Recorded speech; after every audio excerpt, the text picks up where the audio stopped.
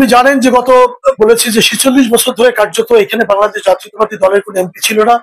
যদি আমাদের প্রিয় নেতা আমাদের মুরব্বী শহীদ আলহাজ শাহজাহান খান সাহেব ১৯৯৬ সালে মাত্র ১৩ দিনের জন্য এমপি হয়েছিলেন, কিন্তু উনি কোনো কাজ শুরু করার আগেই সেই সংসদ ভেঙে যায়। সুতরাং আমরা এই অঞ্চলের মানুষের উন্নয়ন কাজে অংশগ্রহণ করতে পারিনি। ব্যক্তিগত সামর্থ্য এবং দলীয় সামর্থ্য থেকে আমরা সবাই পাশে দাঁড়ানোর চেষ্টা করেছি।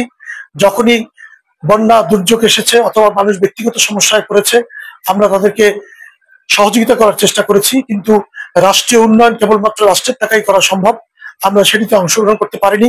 বাংলাদেশ জাতীয়তাবাদী দল আমরা এই পটুয়াখালীর ৩ গলাচিপা ১০ মিনার নিয়ে বড় ধরনের পরিকল্পনা আছে।